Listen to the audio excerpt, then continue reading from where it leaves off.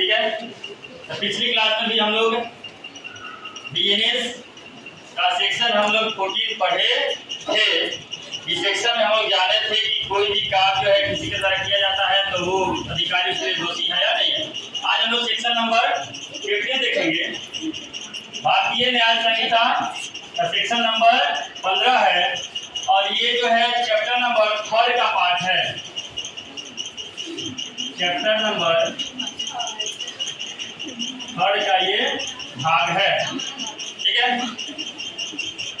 DNS का section 15 क्या बताता है?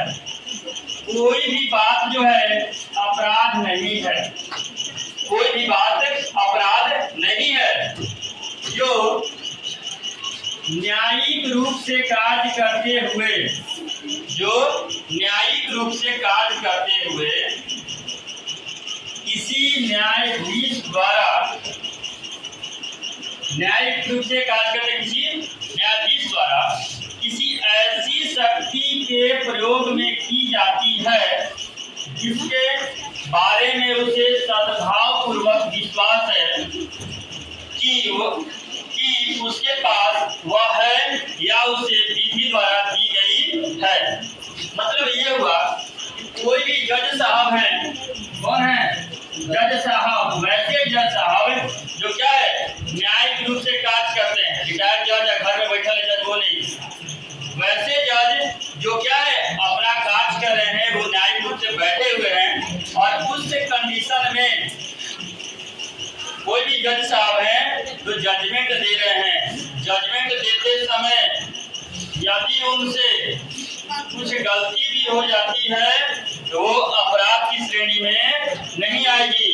जैसे मान लो कि कोई केस का हियरिंग चल रहा है, उसमें क्या हुआ, केस है और जैसे कि सलमा है, एक लड़का हो गया सलमा,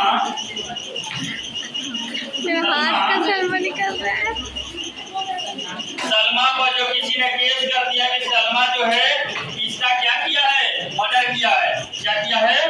मर्डर किया है। साथ ही साथ ये भी हो सकता है कि जो व्यक्ति केस किया है कि सलमा मर्डर की, तो दो पार्टी होगा।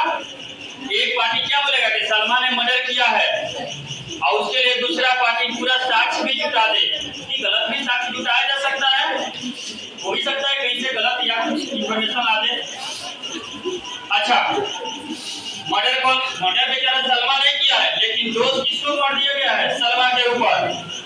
अब क्या होगा कि जज साहब फैसला देखने देंगे, फैसला में हो सकता है वो जज साहब क्या करे, सलमा को फांसी की सजा भी दे दे। तो सलमा तो मर गया। सलमा के मरने के बाद 6 महीना बाद पता चलता है कि अरे जो असली मर्डर किया था, जो असली दोषी था वो तो रोड पर घूम रहा है और जो दोषी नहीं था वो क्या हो गया, उसका फांसी हो गया। तो बताओ, जो दोषी था वो रोड पर घूम रहा है और जो दोषी नहीं था उसका फांसी हो गया। तो क्या उस कंडीशन में जज साहब पर किसी भी प्रकार की केस हो सकती है? तो नहीं हो सकती है। जज साहब उसके लिए दोषी नहीं होंगे। बात समझ आ गया? ठीक है, चलिए ये हुआ भारतीय न्याय संहिता का चैप्टर नंबर 13 और सेक्शन 15। ठीक है, इसी के साथ हम लोग अगले सेक्शन में, अगले वीडियो में